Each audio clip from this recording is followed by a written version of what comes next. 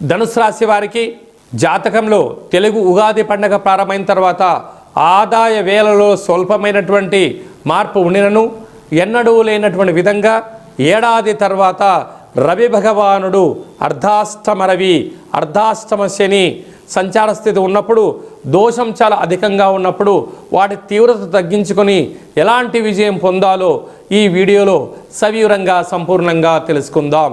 ధనుసు రాశిలో ఏ నక్షత్రాలు వస్తాయనగా మూలా నక్షత్రంలోని 4 పాదాలు, పూర్వాషాఢ నక్షత్రంలోని 4 పాదాలు, ఉత్తరాషాఢ నక్షత్రంలో 1 పాదం కలిపితే ధనుసు రాశి.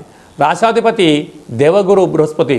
వీరికి తృతీయంలో ఎన్నడూ లేని విధంగా రుణరోగ శత్రుకారకుడు కుజుడు, బుద్ధికారకుడు బుధుడు, వాస్తు నరదృష్టికారకుడు రాహు సంచారం చేసినప్పుడు బంధుమిత్రు స్నేహితులతో చాలా జాగ్రత్తగా ఉండాలని చెప్పి జ్యోతిర్విజ్ఞానం తెలియచేస్తుంది. ఏడాది తర్వాత ఆయుకారకుడు శని భగవానుడు, ఆరోగ్యకారకుడు పితృకారకుడు రవి భగవానుడు ఉండడం వలన నూతనంగా వివాహమైన వారు, ఆ తదనంతరము సంతానం కలిగిన వారు మీ యొక్క పిల్లలను క్రీడారంగ మైదానంలో కానీ జల క్రీడలకు పంపించేటప్పుడు తస్మాత్ జాగ్రత్త.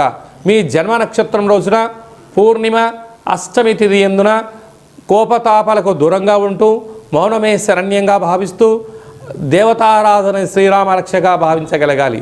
చైత్ర పూర్ణిమ సందర్భంగా ఒక వెడల్పాటి పాత్రలో పసుపును వేసి చంద్ర భగవాన్ని దర్శనము చేసుకొని ఆ యొక్క సువర్ణపు స్వరూపమైనటువంటి తిలకాన్ని దిద్దుకోవడం వలన విపరీతమైనటువంటి ధన ఆకర్షణ, జన ఆకర్షణ, రాజయోగం మీ సొంతమవుతుంది. కాళాష్టమి సందర్భంగా మీరు ఎటువంటి పరిస్థితుల్లోనైనా కాళభైరవ స్వామికి స్మరణ ధ్యానం అవసరం చెప్పి గుర్తుపెట్టుకోగలగాలి. మీ యొక్క వ్యక్తిగత జాతకం తెలుసుకోవాలనుకుంటున్నారా?